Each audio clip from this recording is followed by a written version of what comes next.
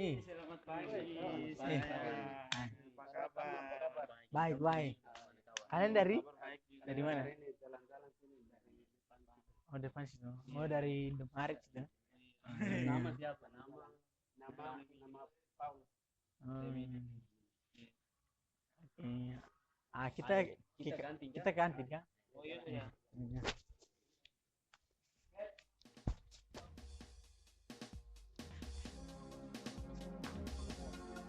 Iya.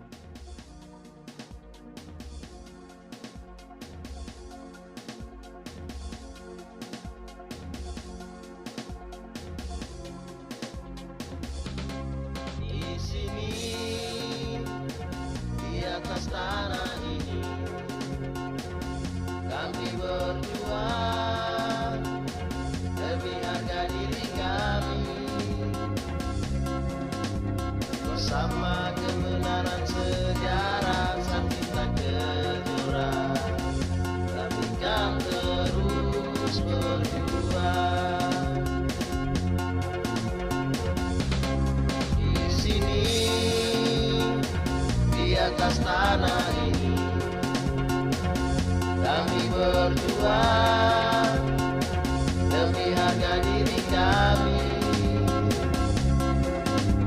Bersama kebenaran sejarah sang kita kejora, kami kan terus berjuang.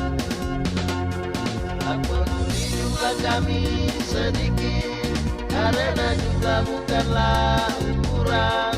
Tak peduli di mana kami berada, kami akan terus berjuang sampai kapanpun dan dimanapun. Berjuang sampai Papua merdeka.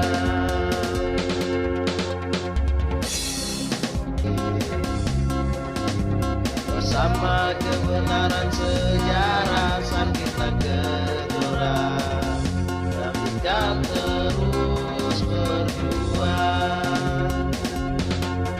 Tak peduli jumlah kami sedikit, bukanlah ukuran.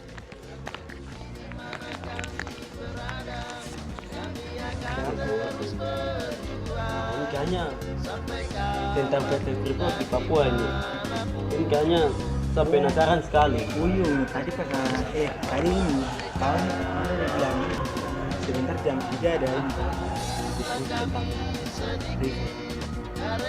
Tidak usah sudah ini mereka yang kayak pemalas-pemalas kampus nih. kita pergi lihat dulu nanti dia sampai ini lagi. Kita ke sana sudah, ayo kita lihat-lihat. Iya.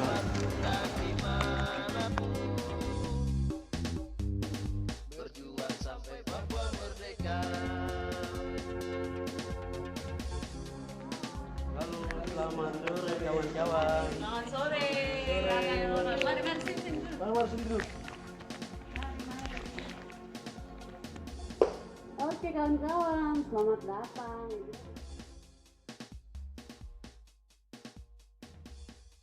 Tadi kami selesai kelas, kami ke kantin, kami dapat seberkas dalam isi tentang PT Freeport di Papua. Nah, kami lihat dan kami penasaran, lalu kami datang ke sini, kami mau bertanya dan berdiskusi tentang masalah-masalah itu. Wow, jadi pas sekali kawan-kawan datang ke sini tuh, itu kita ada buka stand sama sebentar ini ada diskusi. Jadi diskusinya tuh dari Front Rakyat Indonesia untuk West Papua dan Aliansi Mahasiswa Papua.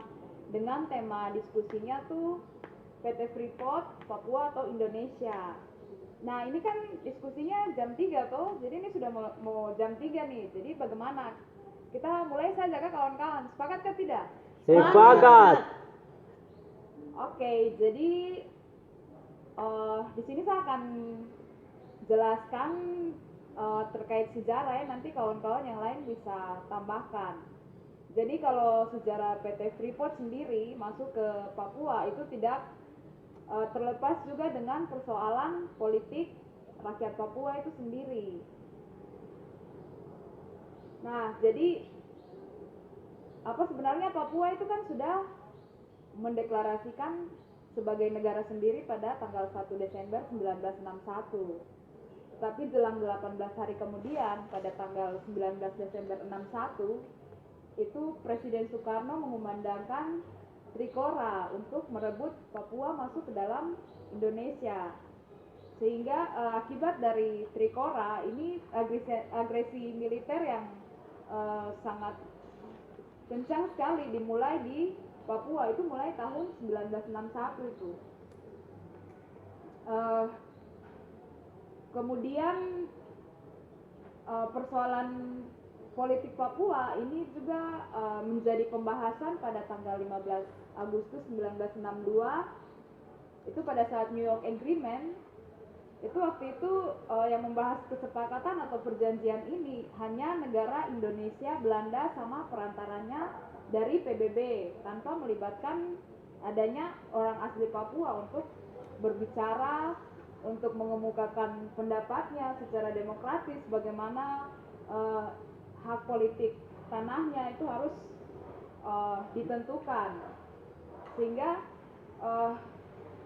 kita bisa melihat bahwa ada kepentingan-kepentingan dari negara Indonesia maupun negara-negara asing ataupun PBB itu sendiri. Nah, setelah New York Agreement ini juga pada 1 Mei 1963 itu terjadi aneksasi atau pemaksaan Papua masuk ke dalam NKRI.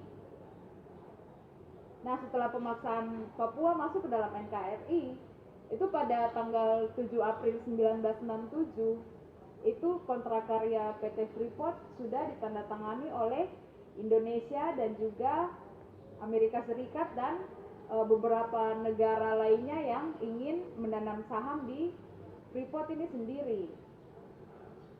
Nah, akibat dari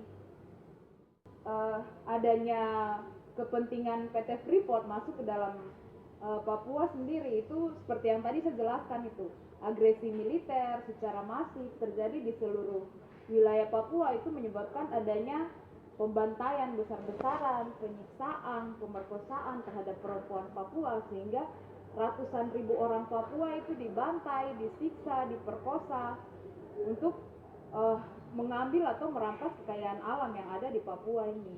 Nah, setelah kontrak karya Freeport pada tahun 1967, itu jelang 2 tahun kemudian baru dilaksanakan PPRA atau pemungutan pendapat rakyat. Jadi kita sudah bisa lihat, wah, ini masa belum ada hak demokratis yang diberikan terhadap orang Papua untuk menyatakan sikap politiknya, mau berdiri sendiri atau mau gabung ke Indonesia, baru sudah dilaksanakan tanda tangan kontrak karya Freeport itu. Jadi ada manipulasi-manipulasi sejarah yang dimainkan. Iya kawan-kawan, itu tadi pengantarnya ya, terkait sejarah. Terus kawan-kawan juga kan sudah dapat selebaran toh, jadi kita langsung diskusi lepas saja ya. Jadi ada yang mau tanggapi atau ada yang mau bertanya, langsung saja sih. Saya mau tanya nih. Saya mau tanya nih.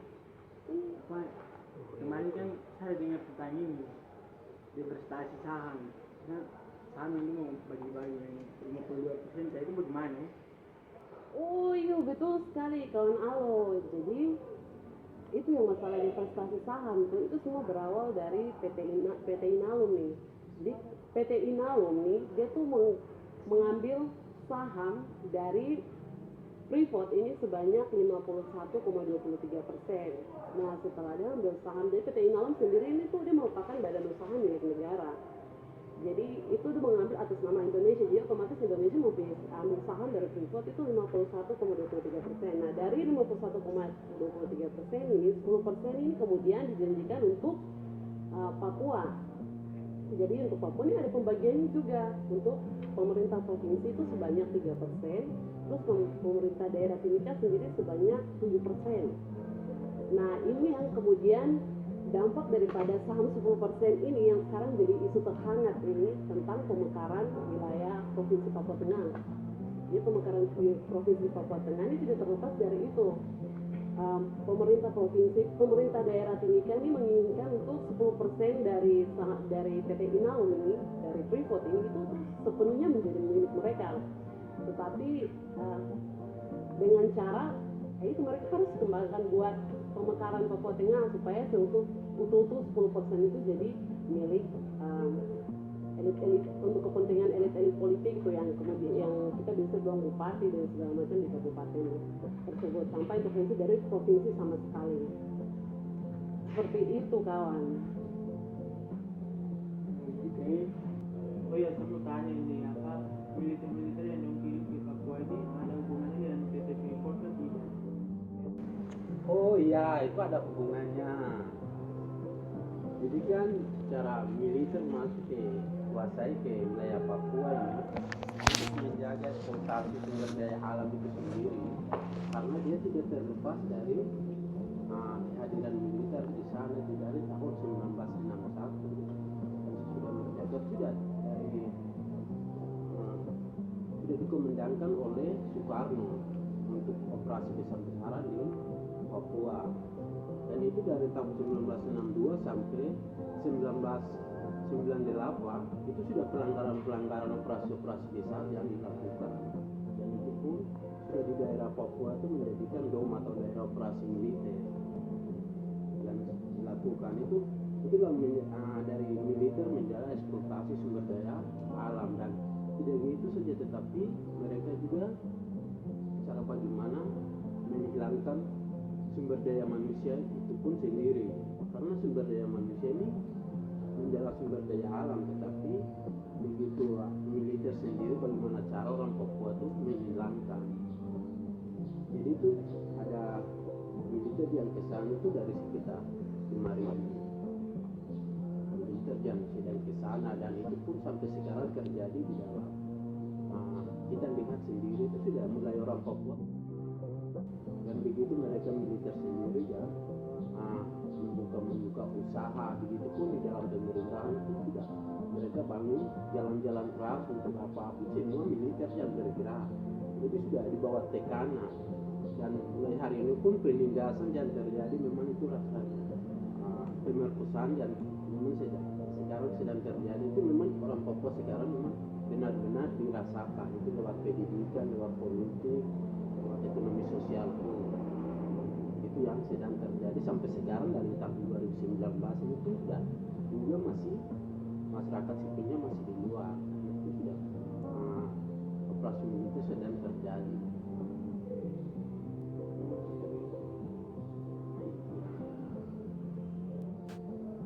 Oh ya begitu ya kawan.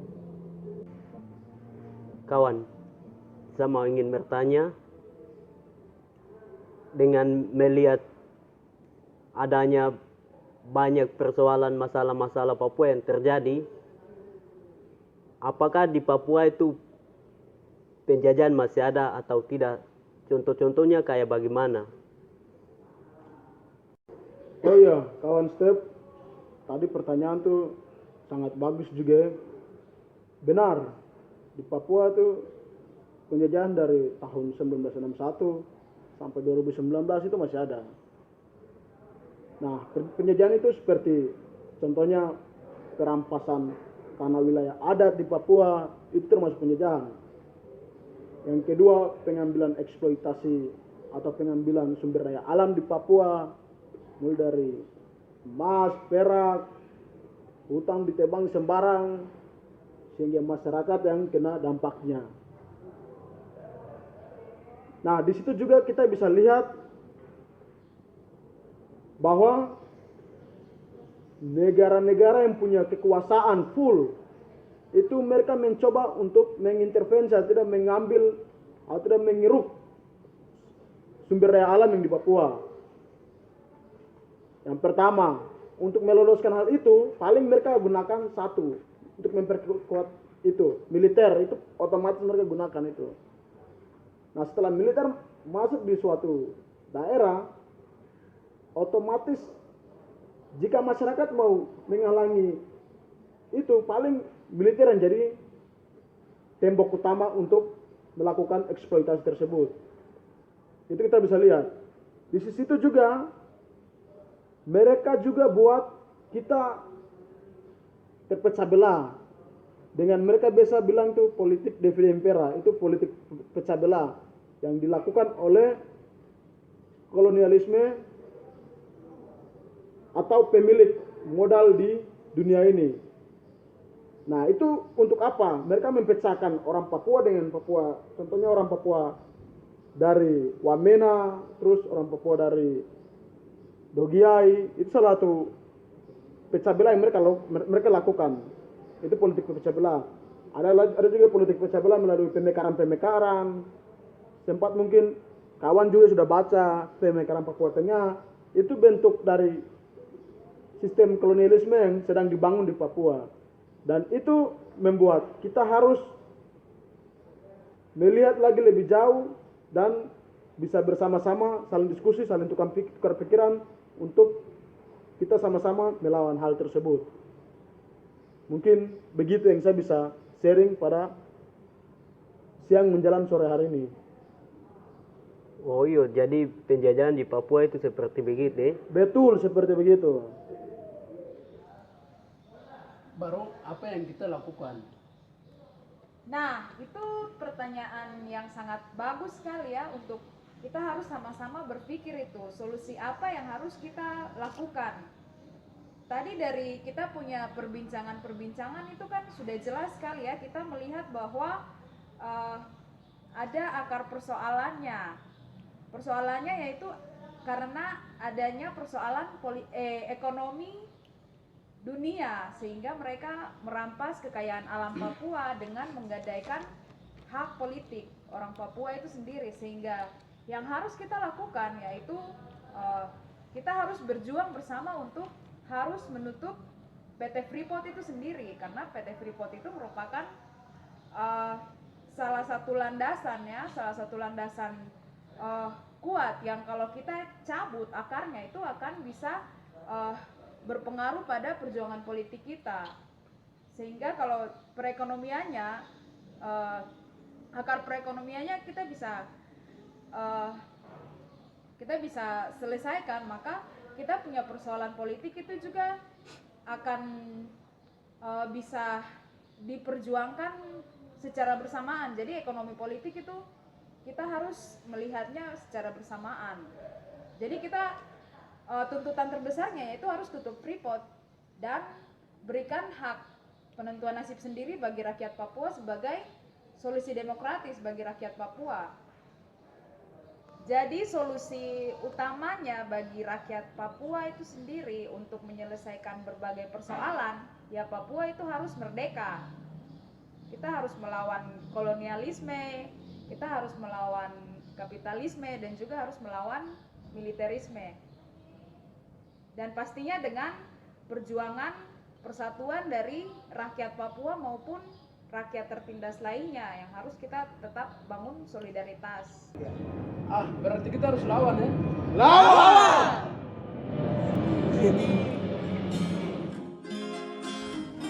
Wih, kawan-kawan, ini ada buku-buku yang coba kamu lihat, buku bagus sekali. Ada ini, sini lagi.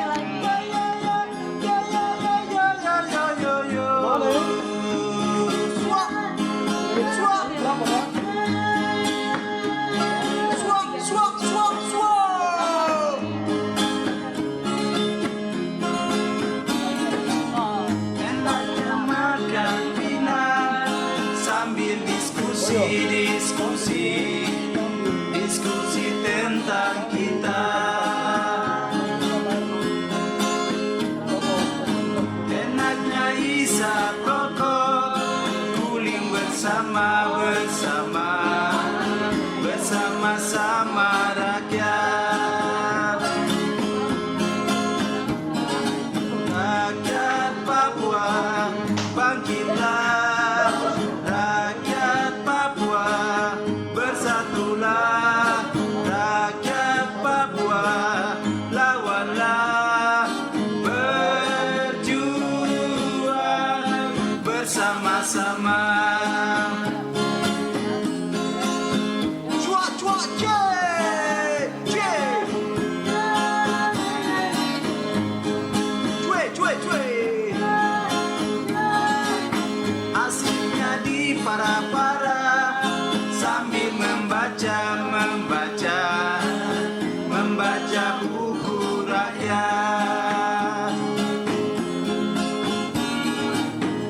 asiknya cerita mom sambil bernyanyi